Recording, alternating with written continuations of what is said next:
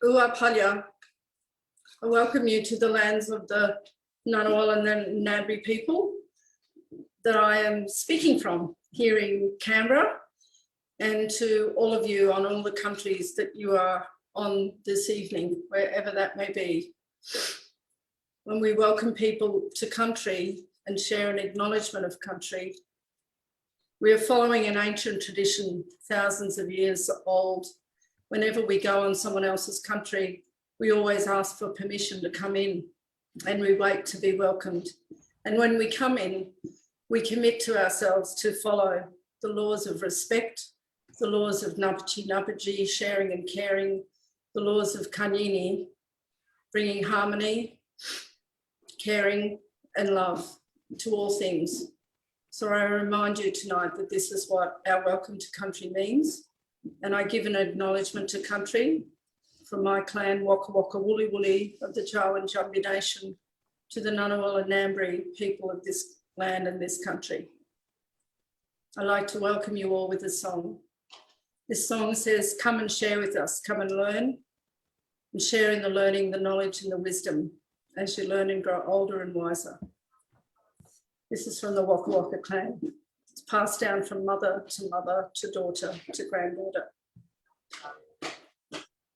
Goreng in the namin tutu maberanu, Goreng in the namin tutu maberanu, Goreng in the namin tutu maberanu, Gaya mamarangu and jagangungayungum, jagangungayungum, jagangungayungum.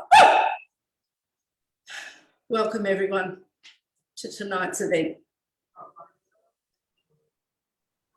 Thanks very much, Tjanara. Now I'm going to hand over to Tim Hollo in a second to facilitate, but just noting that we've got quite a lot of people in here, just to run through a few Zoom protocols. So I'll be managing a speakers list. So if you have any questions throughout the talks or after, just put a Q dash and then what your question is, and we'll take the speaker list. So we'll take a speaker list and then come back to you. And also just noting that the ACT Greens use a progressive speakers list, so we'll preference women or women appearing people, noting that gender identity isn't always apparent first, and then we'll preference people who haven't asked a question first. So if you've asked one question, we'll kind of come back to you at the end, just to give everyone a chance to contribute.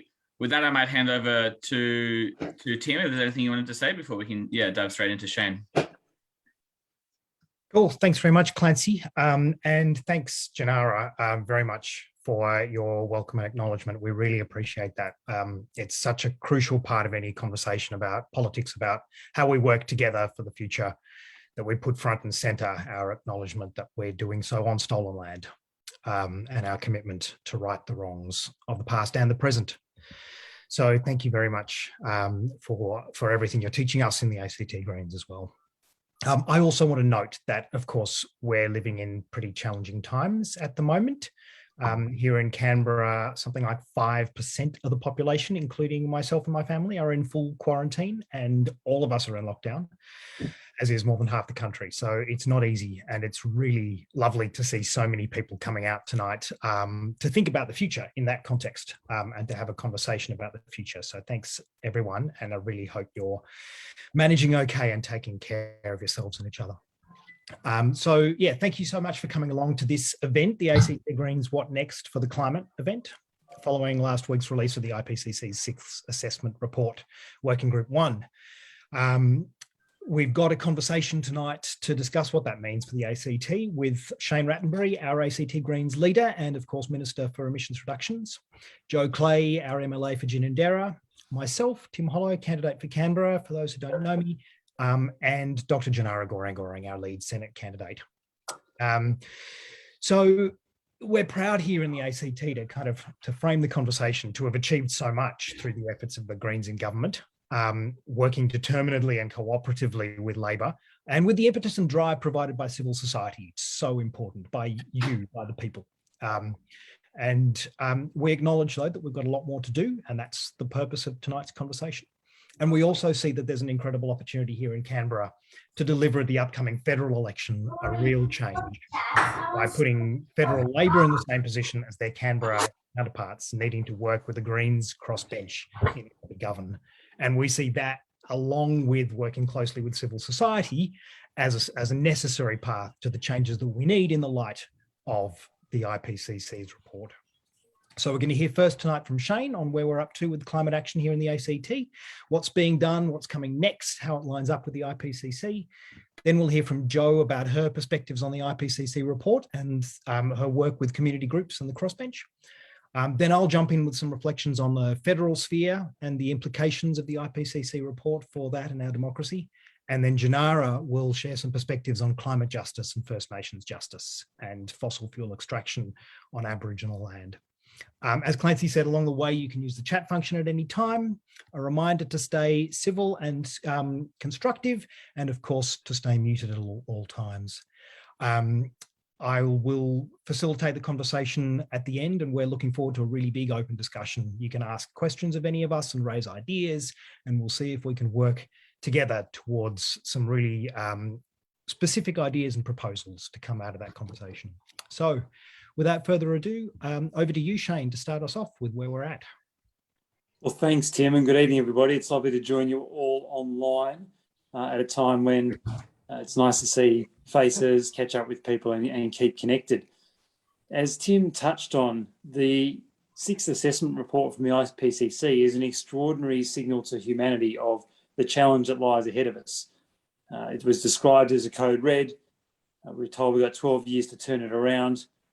And for me, having seen a few assessment reports come out now, it was the clearest one that reinforced for many of us things we already know, but it's been done in so much more detail and the science is so much stronger that it really sends an incredibly powerful signal to every person on this planet of the responsibility that lies in front of us.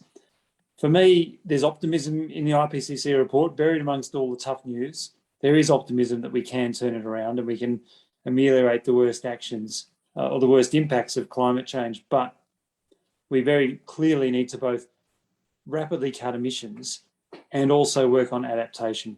They're the things I took from the IPCC report. At a local level, our targets here in the ACT are very much aligned with the global effort that is required. As many of you will know, we have a series of legislated targets here in the ACT through to carbon neutrality, but actually 5-year targets along the way. And they were advised to us by our Climate Change Council here in the Territory, very much based on a carbon budget model. The idea that there's only so much emissions we can make, and they very much front-end loaded that in the sense that the deepest cuts come early, knowing that early emission cuts make a difference and give us longer to deal with some of the harder sectors at the end. And so, again, as some of you will know, our first target was to cut our emissions by 40% by 2020. We not only met that target, we in fact exceeded it. We reduced emissions by 45% by 2020. Now, it's fair to reflect that some of that was probably a little bit of COVID effect with traffic coming off the roads, but it's got us well on track and shows what is possible when you set targets. That target was set back in 2010 and we've steadily worked our way towards it, predominantly through the achievement of 100% renewable electricity, decarbonising our electricity sector. We've done it, it's possible. And I think for me, this is both inspiring and instructive of what why you set ambitious targets.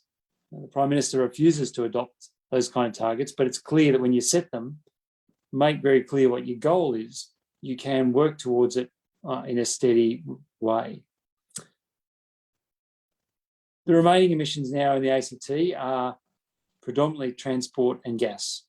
Transport emissions make up around 60% of our emissions profile. Gas is another 22%. And so they're the areas we really need to focus on here in the ACT. When it comes to gas, we are the only government in Australia now that has committed to phasing gas out. While Scott Morrison's trying to lead us down a gas-led recovery, we are very clear that gas is simply another fossil fuel that needs to be eliminated from our emissions profile. To that end, we will, this financial year, ban the rollout of gas to new greenfield developments. And from 2023, prohibit infill developments being connected to the existing gas network. They're the first and easiest steps to stop making the problem worse. Then we'll need to work on a pathway to remove existing gas infrastructure. But certainly we can stop making the problem worse as a starting point. Already we have demonstrated that you can do all electric solutions in a range of scenarios. We've built our first all electric schools here in the ACT. The significant expansion of the hospital that's coming up will be gas free. The new CIT at Woden will be gas free. So we are demonstrating that you can do large buildings, commercial scale buildings without gas. We've committed that the new Molonglo shopping centre in the west of the city will be all electric and gas free. So it is possible to do these things, and I'm excited that that technology is being driven forward here in the Territory. When it comes to transport, this is a pretty hard sector to deal with. We are a very car-dominated society, and transport emissions are the area that is actually growing rapidly. We're not even stabilising our transport emissions either in the ACT or nationally yet. So we've got so much work to do in this space. There is no silver bullet. We need to do a bunch of things. It needs to be investment in better public transport, better walking and cycling infrastructure. But also we need to decarbonise our existing transport fleet. Here in the ACT, we have some of the best incentives for electric vehicles in Australia, and we have seen rapid growth in the number of EVs. It is off a small base, of course, but since we brought in free registration for 2 years for electric vehicles in May, we've had a more than 20% increase in the number of vehicles in the ACT.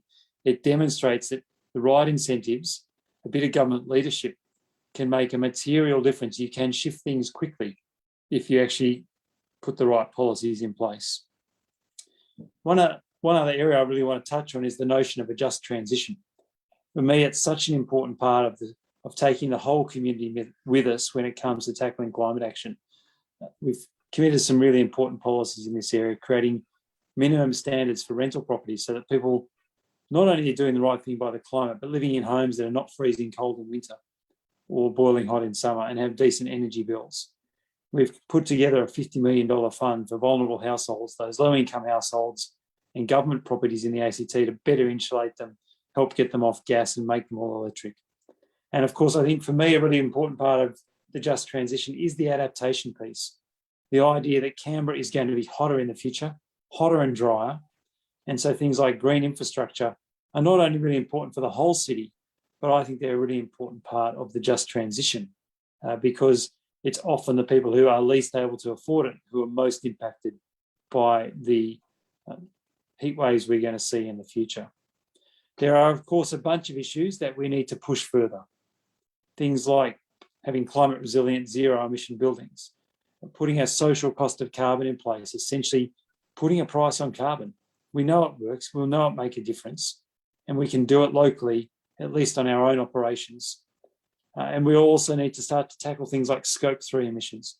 Nobody yet has worked out how to tackle Scope 3 emissions, but as a high-consuming city, I think here in the ACT we have a responsibility to really think about how we get stuck into those areas that so far have been hard to tackle. Now, one of the frustrating parts is we can do a lot here in the ACT, but there's some things we can't do. And that's where we need the federal government to step up as well. We really need to deal with things like vehicle efficiency standards and banning internal combustion engine vehicles. We can show a lot of leadership here, but we need some federal measures as well. We need that coordination of the 100% renewable electricity supply across the country, not just locally, but building a grid together that enables us to have that 100% renewables in it.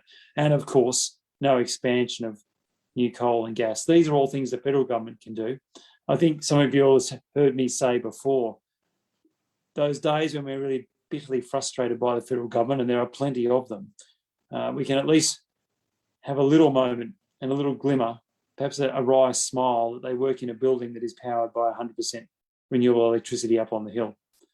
So as Tim touched on, there is so much more we need to do, and civil society is going to play a really important part of that. So hopefully, for me, part of the discussion tonight will be some feedback on what you think is working well so far, areas you think we can push further here in the ACT as part of our role in the Assembly, both in government and on the crossbench, but also what role civil society how we can work together to get stronger and faster climate action. Thanks very much. Thanks so much, Shane. Fantastic. It's really inspiring and encouraging what you and your colleagues in the Assembly are doing, and to see that you've got plans to go much further and faster. At this point, I'll hand over to Jo Clay, MLA for Ginnindera. Thanks, Tim. Hello, everybody. I'm one of the new Greens. I sit on the crossbench in the Assembly, and I'm the MLA for Ginnindera and Belconnen.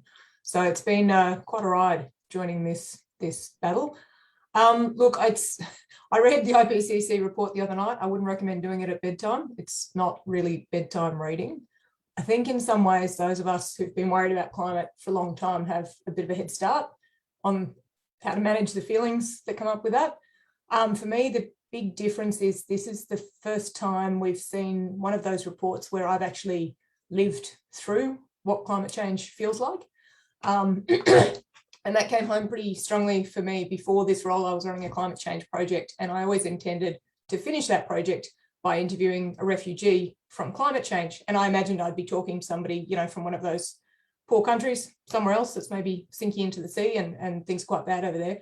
And when I came to write that section of my project, I actually had some climate refugees living in my beach house because their home had burned down. So it suddenly got quite real, quite fast.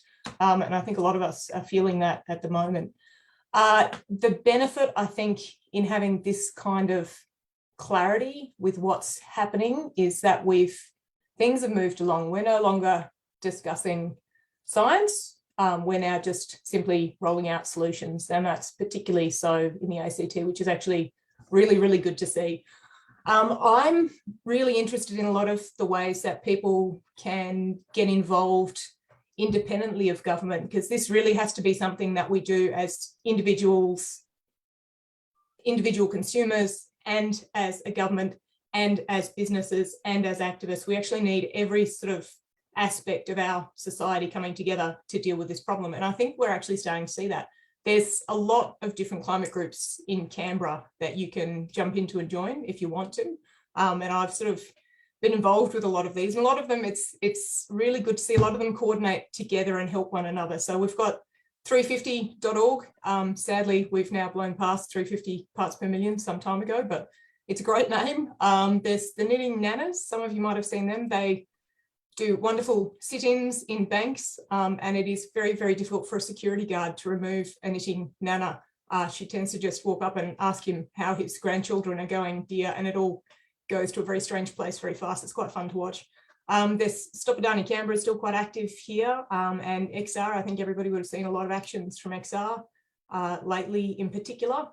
School Strike for Climate. I actually had a bit of a moment with School Strike for Climate when we had that really big action in Glebe Park, and there were 15,000 children taking to the streets and begging for their lives with these signs they've made themselves, just with these beautiful truths set out on them. I think it was a really good point where things got very, very bad, but we understood that actually it's not an option to ignore this anymore.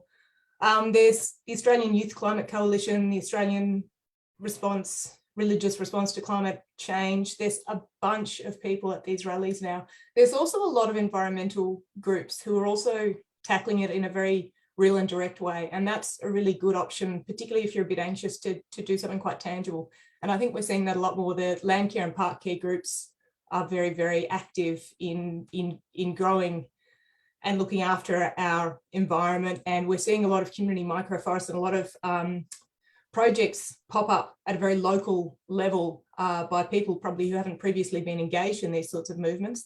And we're seeing a lot of share economy movements and tool sheds, and just so many of the ideas that we knew were brilliant are now involving these new segments of the population that weren't previously engaged with it. And I think that's really, really good. There's also a lot happening on some of those bigger Australian and global actions that I love watching, the divestment movement and some of the legal actions that people are taking against their decision makers.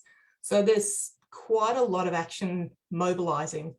And I think a lot of the action is now coming from the quiet Australians. I hate to say that phrase, but I think it's a good one because we all know who that is.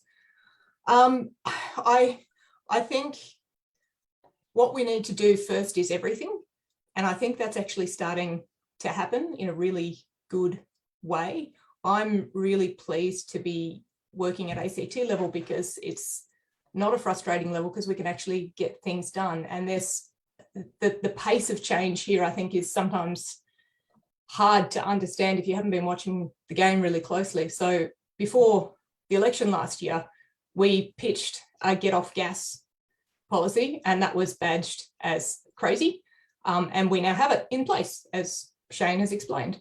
And we took the first EV policy into that election, and we now are rolling that out. So it actually, you know, in the space of 6 or 12 months, things can mobilise quite quickly. And I think you get to a certain point where a good idea is simply inevitable when you have enough people delivering it. And when you do it well, it also gets to a point where it's impossible to argue with a good idea, where we're finding a lot of our conversations are ending quicker when people say, oh, you can't, you know, renewables doesn't work. And you say, well, we already have it. So you get to the end of the conversation much faster, and it starts to persuade people, I think, a lot better. I'm watching the chat box, and I'm really interested in seeing a lot of the ideas that people want to talk about more, and I hope we get back to those at the end. I think it's, I'm really pleased to see a lot of people engaged with electric transport. Transport is a really big problem, and one of the reasons it's a big problem is because it involves behaviour change. It doesn't simply involve corporate action or government action. It actually requires us as a society to give people good options to use, but then it requires people to actually take those. So it actually needs to be a really good collaboration to electrify all of our transport and use all of the things that we know work: active transport, electric, anything. But it's good to see a lot of people are raising some really good practical solutions. Some of those we're working on. We know that we've got some issues with charging infrastructure, and it's really just, we're building this stuff so fast. We need to, we're spotting problems as they come, but we need to put the solutions together really, really quickly, I think. It's really good to see a lot of the things happening around in share economy and community and some of the activist movements. And I think all of those are really good. And I think they speak to different people in different ways. I think it's actually really powerful to have a lot of different voices at once. And I'll finish off now with 3 hopeful things for anyone who has read that IPCC report. There is a bit of hope on the horizon. We've got 100% renewables. I say that every time I talk about climate, because there's still a surprising number of people in Canberra who aren't aware that that's happened. The reason people aren't aware it's happened is because it happened, I don't want to say so easily, Shane, because I imagine you might have had a bit of work to do before I got here, but it was unnoticeable for the rest of us. We don't have blackouts, it just works. So it's a really good example of where big actions can be done quite well by a government that wishes to do it. We're now getting tripartisan support in the ACT to every piece of climate and environment policy we put up. The last one I put up, we worked with the Oz Institute on, and it was entertaining to have some conversations with the Australia Institute. They swore black and blue that the Libs would never support it and that we probably wouldn't get it through at all. And it just passed uncommented with absolutely no opposition. So it's actually quite good in the ACT. I would like to think at some stage soon we could get to that level with a different federal government, but we've certainly gotten to that level here. And we're rolling out a lot of new policy very, very quickly in a quite pleasing way. As I said, we've taken in EVs and get off gas and electric buses and things that were seen to be quite big and bold last year, and now they're just business as usual. So we're actually changing what business as usual looks like, which is really, really delightful to be part of. Thanks, Joe. Changing what business as usual looks like. Love it. Now, my turn. So look, as Joe and Shane have both said very clearly, and as I think we all realise, last week's IPCC report was incredibly scary and confronting reading, but it also made it very, very clear that while we're seeing the dangers now, and while worst is locked in, it's not too late to avoid the worst. It really isn't. We can keep warming to at or below 1.5 degrees and prevent runaway overheating if we do all the right things fast. So I think my takeaway from it is that we absolutely have to fear what's coming. We have to feel that fear. We have to feel the grief of what we're losing. We can't turn away, but we have to work through it and harness it and turn ourselves towards action. And what we have from the IPCC report is a really fantastic set of clear parameters for what that means. It sets the boundaries. We have clear carbon budgets for staying under 1.5 degrees. And those budgets are incredibly limited. They are so limited that it will be necessary to phase out fossil fuels altogether in the coming decade in a country like Australia. And the idea of opening up new fossil fuel reserves is absolutely inescapably out of the question. And that sets really clear political parameters for it. It means that you simply cannot claim to take the climate crisis seriously while supporting or being ambivalent about fossil fuels. It shows up the hypocrisy of the major parties and their attempts to have their planet and heat it too. You can't pick and choose. You can't say, yes, I understand the climate science, but I still reckon coal has a long-term future. You can't say the climate crisis is real and we're going to open up this next gas basin. It's also important to recognise, as Shane and Joe have said, that the carbon budgets mean we need to do so much more. We need to change our transport systems and our food systems, and we need to tackle our waste streams.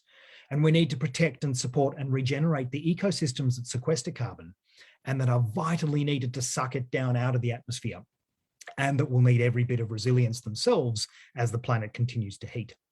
And all of these are things that we as communities can get cracking on ourselves, as many communities are already doing, and drag politics kicking and screaming behind us as we go. And kicking and screaming is what federal politics is doing. And I want to focus on one example to encapsulate how much of a mess it is. In the couple of days following the IPCC report, BHP announced that it was offloading its fossil fuel business to Woodside Petroleum, an Australian company. And Woodside, in one swoop, becomes arguably among the most dangerous corporate entities in world history. Alongside their existing and already planned fossil fuel operations, they're now working to open a vast array of new gas and oil basins in the days after the IPCC just told us that the fossil fuel industry needs to shut fast. In a sane world, a corporation like this would be shut down and all its projects terminated. But in our current world, Woodside has a legal obligation to increase profits to its shareholders now, this quarter, next quarter. And if that means burning our future, that's not really relevant to it. If it means lobbying governments to stop them from legislating in any way to make it harder for them to burn our future, that's what they should do. And that is what they do.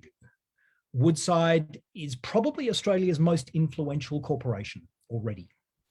They're often at the top of the list of corporate political donors.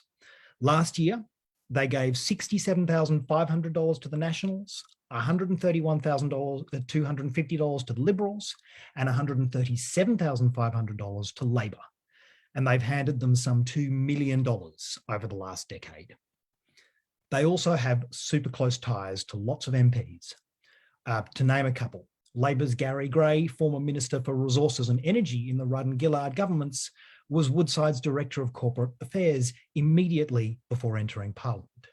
His predecessor, Martin Ferguson, had a former Woodside employee as his policy advisor and chief of staff.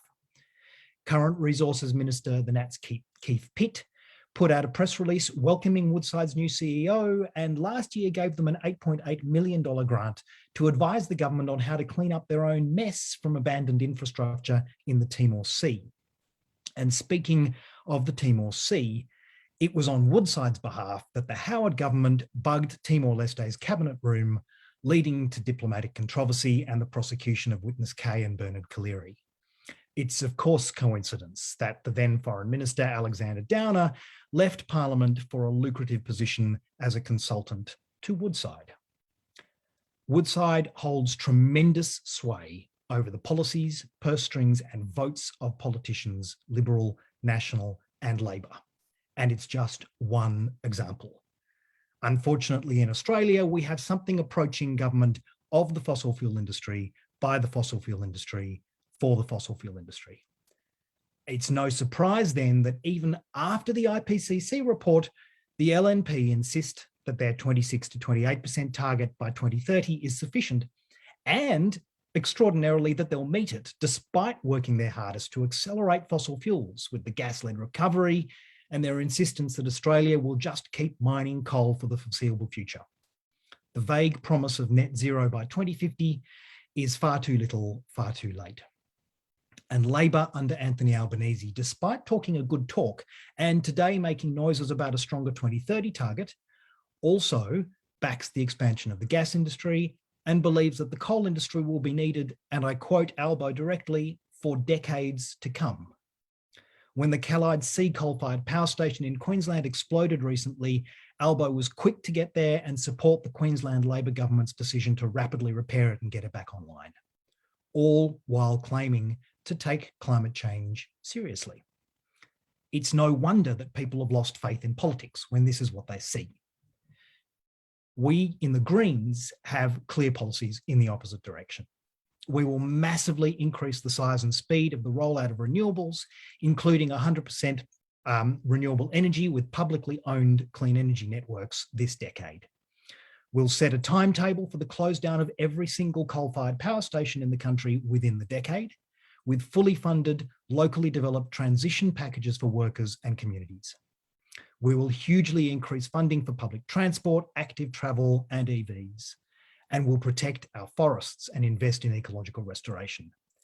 And we will ban corporate political donations, tax corporations properly, and introduce a federal anti-corruption commission. As the ACT shows, and as the Gillard years federally showed, when we're in balance of power, with the active support of community groups and civil society demanding change, the Greens can deliver. And that, to me, is what the IPCC report sets out for us. We know what needs to be done. We know the parameters. Now we need to meet them. We need to come together to accelerate the solutions, doing things ourselves where we can, not as individuals changing light bulbs, but as communities changing lives and changing systems and dragging politics behind us. We need to demand that governments either get with the program or get out of the way. And to do that, we need to elect many more Greens to boot out the LNP and pull Labor in the right direction. So that's my perspective on it. And now I'll hand over to Dr. Tjanara Goreng to talk about First Nations justice and climate justice. Tjanara. Palia, thanks Tim, Joe and Shane. Amazing. So the NAIDOC theme for this year is about healing country. This calls for all of us to continue to seek greater protections for all our lands, for our waterways, our sacred sites, and all our cultural heritage from any kind of exploration, exploitation, desecration, and destruction. Well, as First Nations people, we've been watching the destruction of our country for 234 years. Digging up and destroying our land impacts the country and it impacts all communities.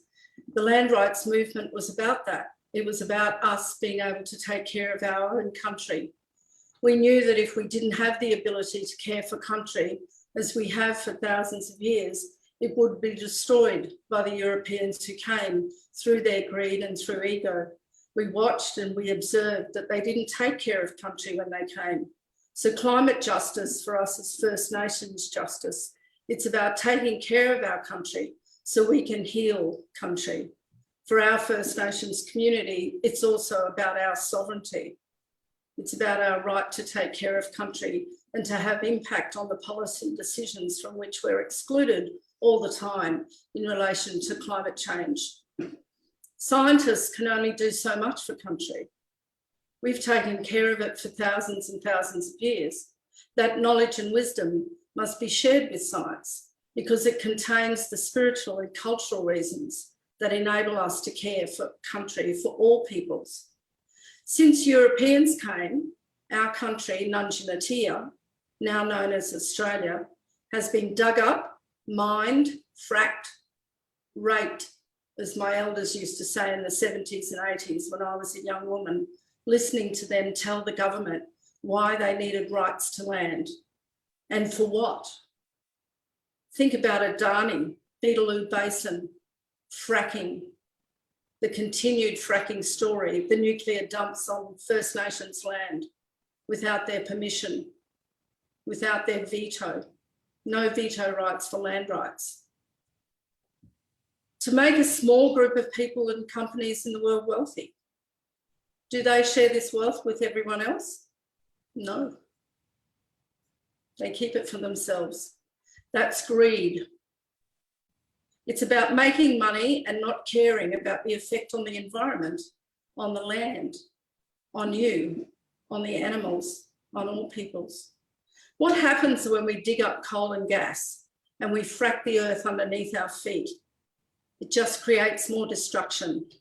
We understand if you keep destroying country, it will eventually start to destroy us.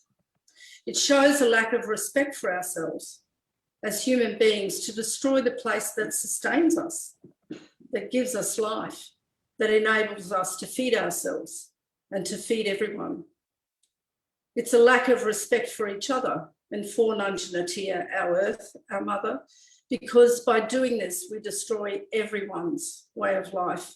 We have to say no, no more. We wondered why you didn't say it earlier.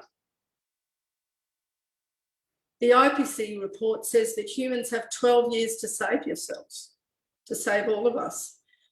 We think it should be done now. There's not enough time left at all. We say we should never do this. We should never have done this. We ought to be using our Earth's resources for our well-being as a human race. We have stories that are thousands and thousands of years old that tell us why we should not dig up uranium, why we should not dig up asbestos. And now you see what these things do to human beings, to their health. Europeans didn't come here with instructions on how to live on the earth. If you don't have instructions on how to live on the earth, if you're not spiritually connected to the earth and connected to the spiritual and cultural way of being and doing with the earth and everything on it, you cannot survive. Everything for us is spiritual and everything has a spirit. We do not disconnect the trees and the animals from ourselves as human beings, and it's our responsibility as human beings to take care of all of that. That's why First Nations people did it for thousands and thousands of years. That's why we were careful and we followed the laws of keeping harmony on land, Kanyini. We're here on the earth for only a few winters and summers, and then we go to the Chukupa, to the spirit world. It's a real place, more than most of us believe. It is everything for First Nations people all around the world. We take care of country and we know how to take care of it. Why aren't we asked by the scientists, by the government, on how to take care of country? Why do we have to prove that we are capable of it? But now you can read in books by Bruce Pascoe and others that we know what we're talking about.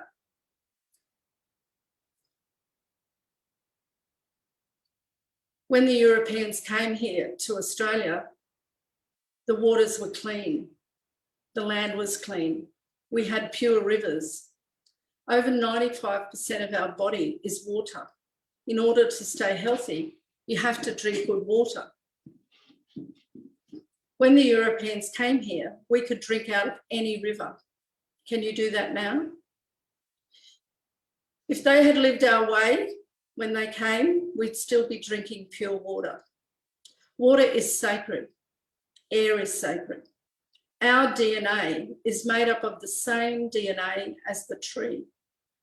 The tree breathes and we need what the tree exhales as humans. So we have a common destiny with the tree. We are all from the earth.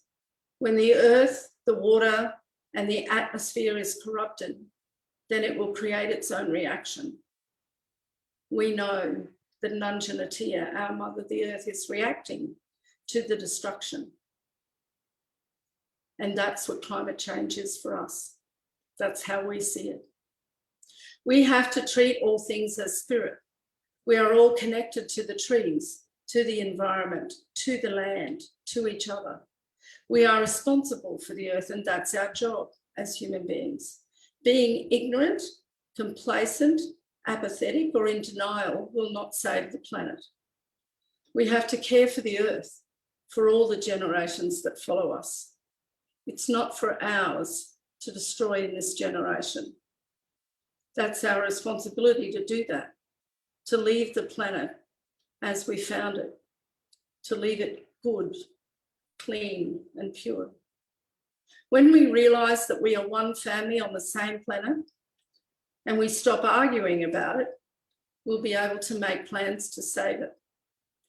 We need cooperation and collaboration from everyone now. How much more evidence do we need to know that we are facing great change and danger? We can't avoid it. For us, we feel it's gone too far. But we can now make decisions about what we should do now. Will we all stay ignorant and not do anything? Or will we make the change needed for everyone's survival? These are the questions we have as First Nations people, because we don't have the power to control the decisions and what goes on. And it makes us sad, and it's grieving the country. But I feel that we have a great vision with the NAIDOC theme this year, because when we say we will heal country, it means that all the energy that all of us put towards healing country will come together to make decisions that will help that work. And I have a hope for that. Thanks so much for listening. Panya. Thank you so much, Tjanara. I always learn so much from listening to you, and we have so much to learn or relearn from Indigenous ways of living and being. So we're going to have a Q&A session now, and there've been a whole lot of fantastic questions raised in the chat thread. And I'll ask Clancy who's been kind of going through and sorting questions shortly to maybe go through some of them to throw to the panel. But before I do that, I thought, given that we have a couple of folks here amongst us who have also a lot to share, I thought I'd ask Helen Oakey in the first instance from the Conservation Council if she wanted to share a few words with us, and Brooke Clinton from Sea Change is also here. So, and then anybody else who I might have missed, maybe throw to me. But Helen, in the first instance, can I invite you to say a few words? Thanks, Tim, and thanks everyone for all of your discussions. It's been inspiring and somewhat overwhelming in some ways. I know that pretty much everybody on this call has probably seen or read many IPCC reports and seen them come and go over the last couple of decades. I think for me, one of the biggest, one of the most interesting things to watch this time around was actually how this report was being received by other people, because much of the content of it is content that we've seen coming over the last 10, 15, 20 years. And so a lot of you, I know, probably weren't surprised by what the science was telling us. And for me, it's been about watching to see how other people in other sectors, in other parts of the community have actually reacted to that or not reacted to it, as the case may be. And I think that's probably one of the most perplexing things is that, and I know that we're in the middle of a very difficult health situation at the moment, and that is very preoccupying. But one of the things that's deeply frustrating is that we don't seem to be able to conjure up this kind of sense of urgency that we need to actually move things, not just in the right direction, but in the right direction very, very quickly. And I think there's an obligation on all of us who have been in this space for a long time, or who have come to this space more recently, or who have been watching this debate, to actually convey that sense of urgency to each and every person that we communicate with in each and every circumstance that we can. And that comes with its own challenges, because we're trying to bring people on this journey with us and give them optimism and give them hope, and give them a way of contributing. But we're also feeling, I think many people are feeling very deeply panicked, and it's very hard to get that balance right. So I think one of the things for me is that, you know, we need to be kind to each other, we need to support each other's work, and acknowledge that there are different ways that we will tell this story to different communities to try to get them on board to contribute, and that people will contribute in different ways. But one of the things that I think is really crucial for all of us is that we keep talking to the people who aren't in the room, and that we keep talking to new new, what I call new audiences, new groups of people, the people that you don't have those conversations with very often. And it's one of the things that we're trying to do at the Conservation Council, is actually to reach into new groups of people within the community, to actually just get them to engage in this conversation, because we're at a very difficult point, because it's actually a very scary conversation to be part of, and a lot of people don't want to be part of it because it seems too frightening. I think even that sense of urgency in the ACT, I mean, I fully acknowledge that the ACT government has done a lot in this space. We are well ahead of many other governments, both around Australia and even overseas. But even there, you know, there is sometimes a lack of urgency in the fuller conversation. You know, there are things that we feel like we're doing as quickly as we can, but are we really, you know, I mean, are we really still building new buildings with gas, even though we know we want to switch the network off? Do we really have a target that is actually reflective of what the IPCC is telling us? Are we having those conversations? Are we prioritising those actions over and above most of the other things that we are doing in the business of government? And I think that sense of urgency is something that we need to keep tapping into regularly in those conversations. Just one quick final point is I think people need to be aware that we're still in a bit of a fight for our lives here. The federal government, while doing nothing on climate change, also continuing to try to kneecap the charity sector. They've been trying to do this for 20 years in various shapes and forms, and it's continuing. At the moment, what they're trying to do is separate legitimate charity, what they call legitimate charity activities, out from what they consider to be illegal and not legitimate activities. That fight is still happening. So while they're continuing to push this fossil fuel agenda and this gas exploration and these you know, those policy settings, they're also trying to take out civil society and the contribution that civil society makes to this debate. And I think people need to be really, really aware of that. That's probably enough for me, Tim. I don't want to take up too much more time. So. No, thank you. That's fantastic, Helen. Really, really important observations, particularly I thought in terms of making sure that we have the people in the room who aren't in the room yet, and we work out ways of doing that. And also so vitally important that we're aware of what the federal government is once again trying to do to civil society. The damage that these governments do to our democratic systems is really, really problematic. Brooke, can I throw to you briefly now? Sure. Thanks, Tim, and thanks everyone for talking about this very important issue. I wouldn't classify myself as a political person. I wouldn't classify myself as an activist, but I'm very highly motivated to do something about climate change. I'm enjoying the privilege of being able to take practical actions on climate change. And I guess I'm very evangelical about that joy that comes from actually doing something that you know is making a direct difference. So I'll probably just echo a bunch of the things that Helen just said in terms of talking to more people, keeping the conversations up in this area, but also bringing a real sense of community to those discussions.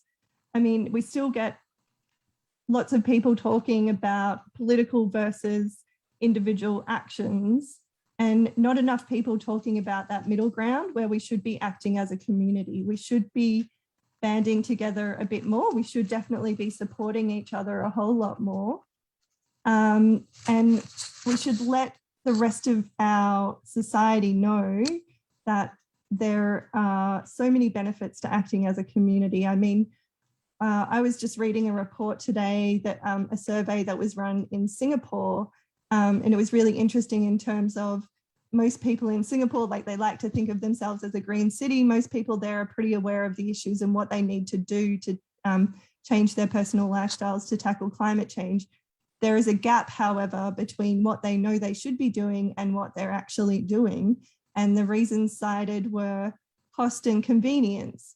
So when we're all running very busy lives, when we're coping with COVID restrictions and lockdowns and whatever, and family dramas and whatever else it is, you do lapse back into convenience often. even when you don't want to, and that's when guilt sets in and all those kinds of issues that come along with climate action for the everyday person. So, but what if you had a really supportive community, and we don't have this in our Australian cities or in Western culture? It's kind of dissolved a little bit, and lots of people will talk about that and why that's happened, but we should be doing all that we can to build that back up. And it can be as simple as, I've been talking to a lot of people about social media.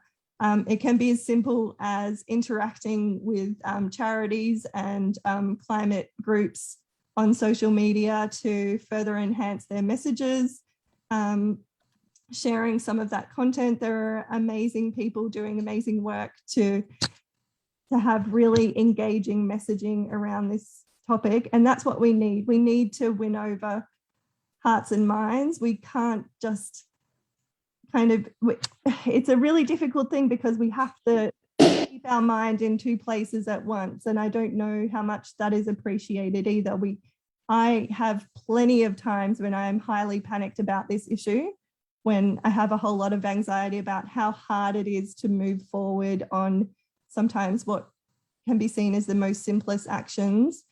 But at the same time, if we want to reach out to those people who don't have their mind turned to this issue at all, there is no point freaking them out and showing them that level of discomfort, because it will just push them away further. So yeah, sometimes I put on a happy face, and sometimes I take a big deep breath and just talk about the news of the day, and try to edge a little bit of climate news in there as well. So that's my 2 cents for tonight. Thanks, Brooke. Wonderful. And I couldn't agree more about that space for community that just gets forgotten between individual action and government action. It's so important, and the joy that comes with it. So thank you both for your reflections. Now we've got a pile of questions, which is great. And I'm going to hand over to Clancy who has been compiling them into categories, apparently. Clancy. Yes, thanks. I'm trying to be systematic, but obviously a dynamic conversation never quite gets there. I might just start. There was just some interesting concerns and kind of questions people had. I thought just anyone could jump in on. One person just said they have concerns that if you put a price on carbon in the ACT and you see emissions cross the border, and there was a few themes around that issue of kind of cross-border carbon leakage. I don't know if anyone wanted to speak to that, but I think it's a good one just to open up a conversation on what we know. Maybe Shane, if you have any views there. Let me perhaps clarify what I was talking about, Clancy, and then others might want to jump in. But what we want to do is it's essentially an internal government mechanism to put a price on carbon for government agencies. I mean, the social cost of carbon is a bigger thing than a price on carbon, because it actually brings into account all of the impacts of emitting a kilogram or a tonne of carbon. But what we propose to do is that we're a government agency, each year they have an emissions profile, and there will be a cost per tonne of carbon for government agencies, and they will need to use that money to then invest in emission reduction activities. So if they can reduce their emissions, they'll have to pay less as a government agency, and they'll have more money to do other things. So it's trying to drive that financial incentive into government action.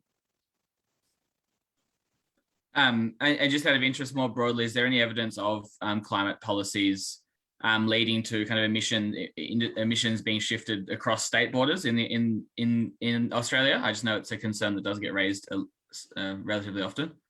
Look, I think it's one of those neoliberal things that gets used all the time, whether it's on generating enough government income from taxes to provide social services or environmental standards.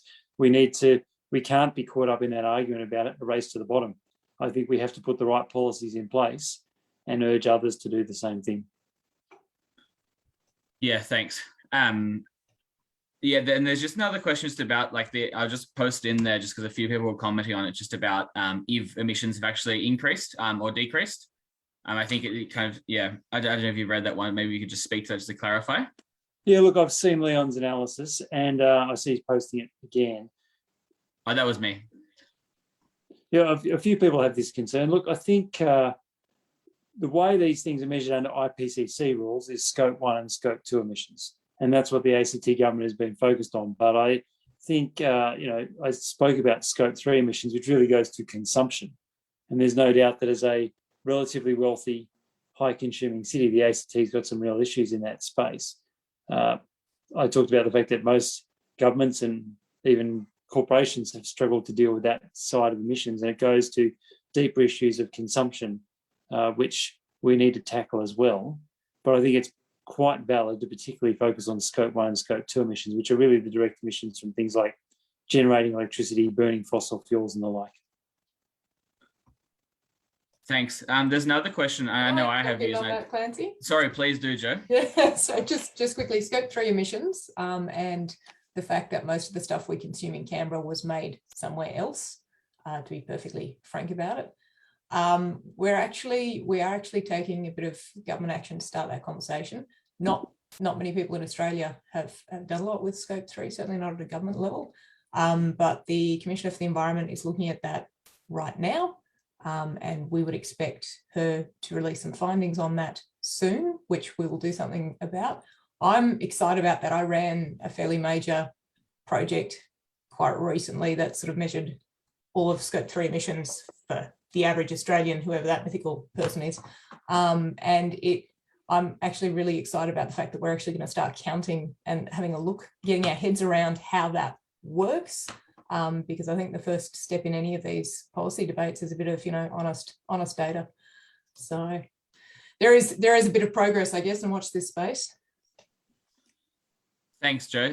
There's another one. I know I've got views, and I think you might want to jump in there, Tim, just on, messaging around the exporting of fossil fuels, just with the conversation often being so led around stopping the burning, how we're actually one of the biggest contributors to carbon because of our mining industry and kind of also the power of economic data as a communications tool. So there's maybe two things, but I don't know if anyone wants to jump in there or maybe over to Tim.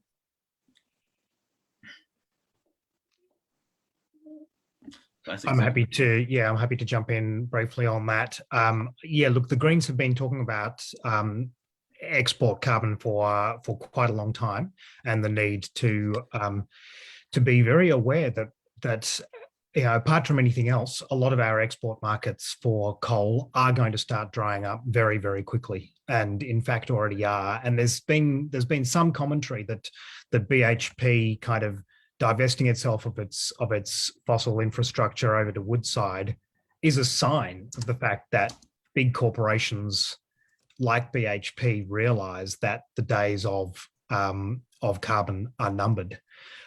So I think we really need to start preparing our coal mining regions and people in the coal mining industry, the export coal mining industry, for the fact that those industries are going to close down, and we need to transition them in the most fair and just way that we possibly can. The Greens federally also have a policy which is rather fun, which is for 700% renewable energy. So we're not just talking about 100% renewable energy anymore in Australia. We're talking federally about 700%, which means we want to be exporting renewable energy. We want to be exporting solar panels. We want to be exporting direct current renewable energy through to Southeast Asia, and we want to be exporting hydrogen made with renewable energy here in Australia. So there's some really exciting opportunities actually to transition our export energy industry away from fossil fuels into renewables. So it's pretty exciting. In terms of kind of using numbers, my opinion and my experience with that is that kind of the numbers on that kind of thing in politics aren't really that useful. It's much more useful to tell stories of what we can do with it, and to tell stories about how we can create this new exciting export industry, which can create huge numbers of jobs and be an exciting thing to be involved in. It's really hard to deal with the nonsense that I noted in that question about Barnaby Joyce and co kind of spouting nonsense about export fossil fuels. We can't really tackle that kind of thing head on because that kind of communication doesn't work. But if we talk about the alternatives, then we can make our way into really interesting and exciting debates. I might just jump in there to say, I think there's pretty solid evidence that if someone doesn't believe in an argument, providing them with facts that prove the argument doesn't swing them. And so I think at a communications level, the general climate movement obviously is very backed up by evidence, but is trying to move away from just kind of throwing numbers at people. And just to I'll be running a training on persuasive communication with values. That I'll include in the follow-up email for anyone who wants to come and learn a bit more about, I guess, how we're looking at climate environment communications. It's kind of the common cause framework. But I might combine a few questions and I think Helen raised it, just like how can we as a government or as a group better support investing in community and community-based responses to climate change. And I'd be really interested for anyone just to jump in if they have views there, or maybe just hand over to Tim again.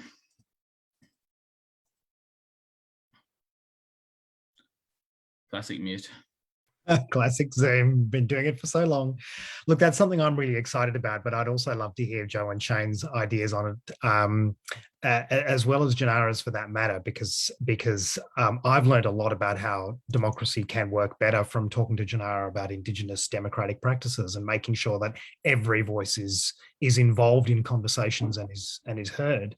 But yeah, from my perspective, and this is why I'm quite excited about the idea of, about both this campaign, but the possibility of being a member of the House of Representatives, a local member, is the way you can bring people together for conversations, and the way government can actually operate to support communities to do the things that they want to do, rather than government always telling communities what they can and can't do.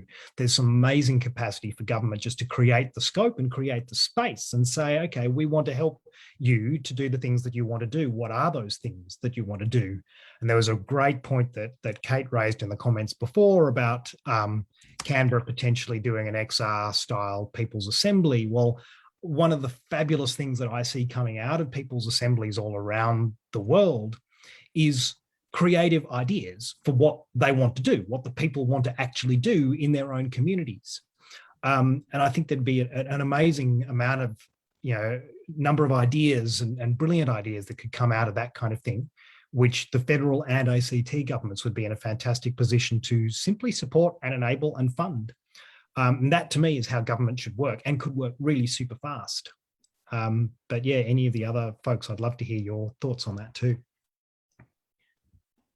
I'll jump in and say some of the best things done by this government actually aren't done by this government at all. They've been done by Sea Change and Cons Council and community gardens and dozens of smart people out there just doing really, really cool stuff, frankly. And I think governments can move slowly. I think I've worked in government, I've worked in private sector, I've worked in a lot of different fields, and I'm pleased that the one I'm in at the moment moves a bit quicker than most, but governments are slow. And I think community groups often just jump in and do smart things and do them well. And they do them in a way that it's not authoritarian, it's sensitive, it's grassroots, it's culturally appropriate, it usually works. And if it doesn't work, there's no great harm. So I think it's actually a really good way to empower people. Sometimes it's with funding, honestly, sometimes it's about getting out of people's way. But I think that is one of the quickest ways to get big changes, and it seeds out quite quickly that way. You'll notice how quickly microforests are now taking off. That Climate Factory has been working on a few, and now we're seeing quite a lot spring up quite quickly.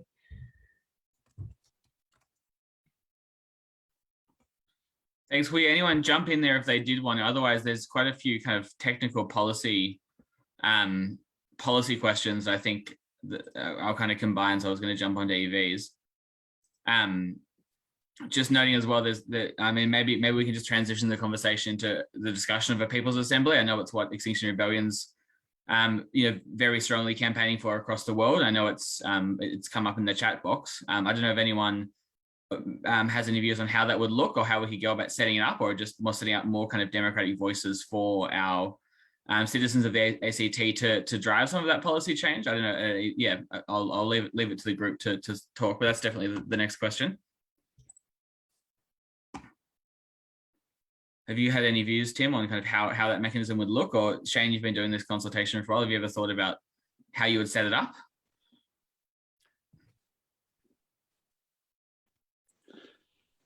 Thanks, Glenn. Look, I think on the previous question, I really love a lot of the community-based stuff, and Joe mentioned things.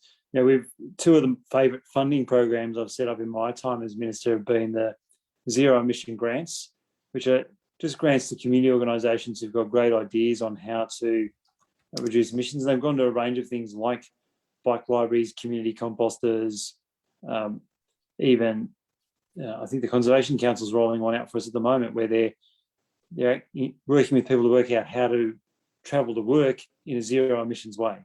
You know, it goes to Helen's point around talking to people that aren't in this room now, but in, you know, in other communities.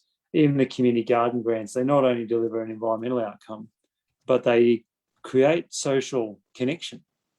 And I think they're sort of really strong foundations for greater community action. So they don't often take a lot of money. It's just actually about helping people come together. Thanks, Shane. I might just throw to Brooke and then to John, if that's John Worker. Sorry, I'm not sure how to pronounce it. Yeah, thanks, Clancy, and thank you, Shane. This is probably a bit of a direct reflection on the community zero emissions grants and experience with running the Canberra Electric Bike Library and those kinds of things. I know that government is always interested in cost effectiveness, but when it comes to community engagement and kind of even just thinking about tackling those scope 3 emissions and that kind of thing, we don't have metrics for this kind of stuff. So there's a lot of discussions that go on in terms of measuring effectiveness of these programs. And if we don't yet have, I mean, I'm quite open to talking to some social researchers about this to learn a bit more, and maybe there is more up-to-date methods than I'm aware of, but it's a very challenging area. And so I think there needs to be a little less emphasis on kind of direct impacts and direct results, and a little more appreciation of things like the ripple effect and things like just the increased visibility of different sustainable options. So these are not things that we can measure very easily, but they're still very worthwhile.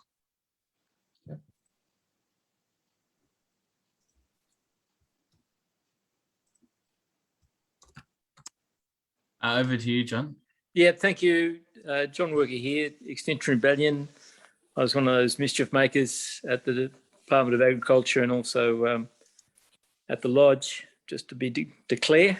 On the climate, on people's assemblies, I really loved it earlier. I think it was Shane saying how the ACT government and the Greens leading the way has shown how things can be done. Just people say it can't be done. Well, we've done it. People's assemblies around the world are really, to me, bringing democracy back on the centre stage. So it'd be great. It's not an area of my expertise, but I know there's a lot of people in Canberra who know this area, and maybe we can put a delegation together to the Greens or in fact to the government to support the ACT showing a really effective, impactful people's assembly with and started off with climate action. Thank you. Might make a brief reflection on that too. Thanks, John. Fantastic to have your voice, and thanks for what you folks have been doing. There are a remarkable number of people with great expertise in this city on participatory and deliberative democracy, and we have at the University of Canberra a bunch of the top world experts in that space: John Dryzak, Simon Niemeyer, Selin Erkan, and others. And yeah, they're already talking about this kind of thing. And I think there's tremendous scope to have a people's assembly or a series of people's assemblies, which is what I think is probably the most interesting and exciting option, because the more people we can have involved, the better. And the more people involved in each assembly, the less effective it is. So a series of assemblies across the city, I think, is the kind of thing I'd love to see. And yeah, it's really exciting, the stuff that can come out of it. If I may, I know that Scotty Foster, who's here, has a lot of ideas in this space too. And Scotty, do you want to make some points on this as well? Yeah, g'day. How are you all? I'm Scotty Foster from Co-ops Commons and Communities Canberra, which is a group under Sea Change. And I'm also from the New Economy Network of Australia as Canberra Regional Hub. So I guess we're looking at how do we have power to change things, and the definition of power that I really like is that it's a measure of your ability to influence your community. And we can do that through government, like the Greens are doing. We can do that through individual action, like we've done with the household solar, which has really changed the landscape and how things are done. But there's a middle ground as well, where we can get a whole bunch of people, basically first adopters, who are organised amongst themselves. We have a beautiful business structure called the cooperative, in which we can do it. In Australia, it comes with its own set of ethics and principles, which are fantastic. So we've been trying to get a series of cooperatives together to meet our needs in a way that's beneficial for people and beneficial for planet. So if anybody's looking for a way where we can get people together, get people organised and do the stuff that needs doing in a good way, then definitely check out what we're up to at cocanberra.org.au. Yeah, it's a shovel-ready option, and it can be scaled on a community scale by replication very easily. Thanks. Thanks, Scotty. I might just jump into some of these policy questions, just noting we've gone a bit over time, and I want to make sure we do answer everyone if that's okay. I'm just going to post all of the questions that related to electric vehicles in there. I think they'll probably mostly be Shane or Joe, but yeah, just if anyone just wants to take them one at a time, that would be great. The first one is on dedicated parking and charging infrastructure. So maybe Shane, you can probably just update us on exactly where that's at. Yeah, just very quickly, Clancy, we're currently working on a master plan to work out where we need charging infrastructure across the city. And we've committed to rolling out 50 additional charging stations, publicly available charging stations in the next year. So that's the first step, but we'll obviously need more than that going forward. Yeah, thanks. And just know, I know Joe's done a lot of work on this, but on the need to, we can't just switch from electric to combustion, from combustion to electric cars. Obviously, public transport is central to the solution. And yeah, I think people are just noting kind of concerns that we'll still have congestion, still be kind of locked in this car dependent city. Are there kind of mechanisms, what kind of mechanisms other than public transport can you look at there? I'll jump in. I've got the crossbench portfolio for transport, and I think transport's like food. You don't give people one option. You need all of the good options, and we have a lot of good options. So we're doing a lot of work on active transport, and that's cycling, but that's also walking. We're doing some road safety stuff. We're working quite hard with our friends in government at the moment to make sure that we get really good recurrent spending on the infrastructure to support that, footpaths and shared paths as a proportion of our overall spend on roads. So we're doing quite a bit on active transport, and we're doing quite a lot of consultation. We're bringing out some discussion papers to our members and groups like Pillar Power and Living Streets quite soon. We're pushing public transport quite hard, and of course the Greens were the original proponents of light rail, which is electric, but we're also we're electrifying our bus fleet too. We need as few cars on the road as possible, and all of those cars that are on the road need to be EVs. We all understand that even an EV creates the same problems with congestion that a regular old-fashioned ICE car creates. So it's not a simple shift. If it were as simple as saying just get everybody out of one kind of car and into another kind of car, in some ways life would be easy. That's not the end of the story. But we also know that we're not realistically likely to get rid of the car. And when you look around the world, the countries that are making really great strides forward in climate action also understand that they need to electrify their cars as well as everything else. So there's a lot of strands to that. And the whole point of it is you need to give people a whole lot of good choices and then let them pick what suits them.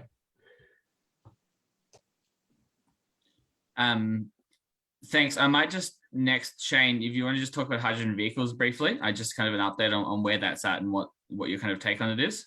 Yeah, just quickly, look, they're far less mature in Australia than electric vehicles are. Electric vehicles have really taken off much more quickly. There's only about 25 hydrogen vehicles in Australia in total at the moment. 20 of them are here in Canberra, and we have Australia's only publicly available hydrogen refueling station. But mostly that's just filling up the 20 government hydrogen vehicles we have at the moment.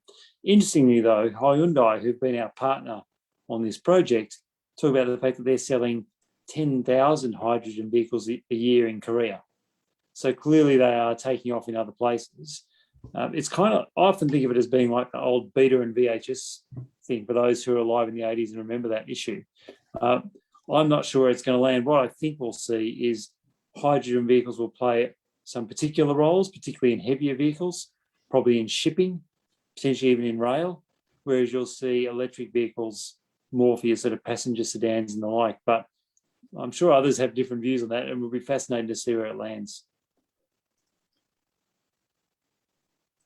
Thanks. There's actually heaps of questions that have come just about like building stuff, and I just note that Rebecca Vassarotti happens to be on the line, who also happens to have some say there, as you know, as the relevant minister. Rebecca, I'm just going to post them all in there for you, if you wanted to hand. But I think if you wanted to just jump on, if you're still there. Yeah, I'm still here, and I've got them. And so, yeah, look, I think it's a really, it's actually really exciting to see that there are questions in this area, because I think this is an area of work that is right to do quite a bit of work in, and certainly in my role as sustainable building and construction, it is an area that we're looking at. So I just thought it would be useful to update people sort of on a few different strands of that, which hopefully answer the questions that are in the chat box. So I think, you know, like I think one of the key area that we have been looking at for some time is around the efficient, you know, around looking at how we make build homes that we're building now more efficient. And so that sort of work that is happening, that is connecting with what's going on across different jurisdictions. And certainly there's work happening right now in terms of, there will be an update to the National Construction Code that comes in next year. And so there's a conversation that will be happening very shortly with building ministers across Australia around how we improve the efficiency of our new buildings. Interestingly, with a lot of the conversation about how we make our buildings more efficient, we really have been looking at the operational costs of building, and particularly focused on, there's been inbuilt assumptions, particularly around the fact that most operational buildings, if they're using electricity, will be creating emissions. So again, this is an area where we're a bit ahead of the game. And so when we're thinking about efficiency, we need to think about things a little bit differently. So, you know, we'll certainly be contributing to that conversation, but we think the national conversation is not going to take us far enough. So we're having, you know, we are having conversations within government right now, and we'll be taking some ideas to our government partners in the next little while, that looks at what are some of the other things that we can do to really look at zero emission buildings, and what are some of the opportunities around construction in particular. This is an area that there hasn't been a lot of conversation about. There are some really interesting technology that's happening. You know, I never thought I would get excited about things such as concrete, but it is quite interesting what's happening around concrete and some of the performance solutions can be. So we will certainly be looking at those opportunities. And I just also noticed there's a few questions around how we can support people who are in buildings that are already built, in terms about how we make them more efficient and more sustainable. And certainly there are conversations with the household sustainability scheme about how we can look at introducing elements such as insulation, also how we can package things up. You know, one of the conversations that we're having at the moment is around the impact of wood smoke. And so, you know, in terms of how we can support people to transition to more environmentally sustainable heating sources, if we're doing that, we might need to look at things like insulation as well as a appliance solution. So that is absolutely something that we would we're discussing in relation to the household as a sustainable household scheme, because some of those issues are really important. And I also noticed there is also a question around refuges, around heat and smoke. And certainly this is, again, something that Shane's been looking at, particularly in supporting some of the community clubs and facilities, that when we are looking at this issue of refuges, that we need to look at environmental impacts, including smoke. And so we'll be introducing a new air quality and smoke strategy that will be released in October. And so they will have some elements in that, and certainly some work that's happening separately in Shane's portfolio is looking at this idea of how we create refuges for people in those areas, in those times of extreme weather. So I think I've touched on all of the questions, but let me know if I've missed any. Thanks, Rebecca. That's fantastic. Just noting we've only got a few more minutes left. There's a bunch of questions on transport that I thought either Shane or Joe might have reflections on, but also kind of going to the politics of it as well. I think there's a really interesting question on how whether the rollout of light rail can be accelerated, for instance, instead of slowly one stage over 4 to 6 years, can we actually build the whole lot fast? And kind of, is there, I guess my reflection on that is could there be a political campaign around that if people really wanted it, which it seems people love the light rail, of course. And there's another question in there about the move to electric buses as well that I think Shane can probably update us on a little bit. But yeah, interested in your thoughts on both of those. Yeah, thanks, Tim. A couple of quick reflections on that. In terms of light rail, there is an issue of just paying for it as we go, but of course that opens up broader economic debates about, you know, whether government should be spending money. This is a great time for government to be investing, and I think there would be scope to accelerate it. My favourite part of the light rail story is, given the controversy around building the first stage, the public debate is now people want their stage next and they want it soon. And I think that's a really positive sign that when you build good public transport, people really embrace it. In terms of electric buses, the government is about to procure more buses. We, as the Greens, objected to the fact that they were going to potentially buy diesel buses, knowing that diesel buses have about a 20-year lifespan. And so there is now a government policy: we will never buy another diesel bus. We might have to lease a few for a couple of years, but hopefully we can go straight to electric vehicles as electric buses as our next purchase. And lastly, someone did ask in the box about government vehicles being electric. We do have a policy now that all new government passenger vehicles should be zero emission vehicles. We're not taking any more ICE vehicles into the ACT government fleet. I say that about passenger vehicles. There's still some challenges around things like the four-wheel drives that the Rangers drive up to Namadgi. But I love David's suggestion on that about maybe we should just make them get second-hand ones so they're not creating any new ICE vehicles. And I think that's an idea I'm going to look at implementing. I like that one a lot.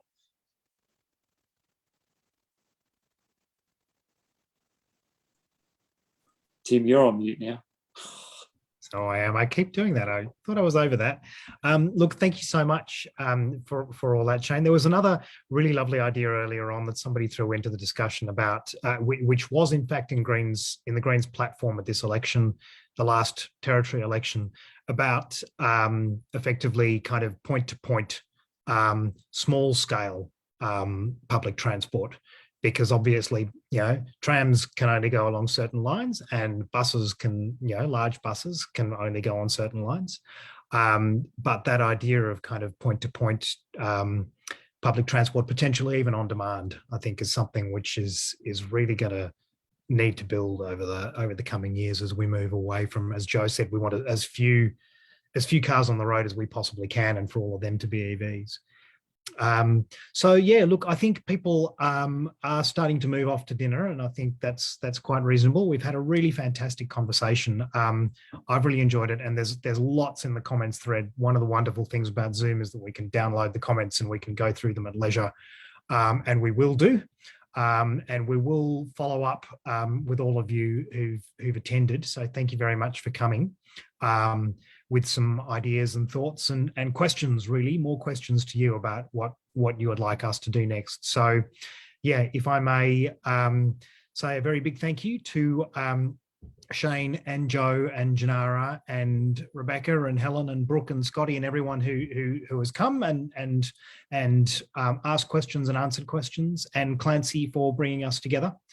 It's been a great conversation, and I look forward to more of them. Hopefully we won't be in lockdown for very much longer, but I suspect it will be a little while still, and there will be more time for more conversations. So look, thank you everybody. Take care of yourselves and each other, and look forward to the next time. Thanks, folks. Have a great night.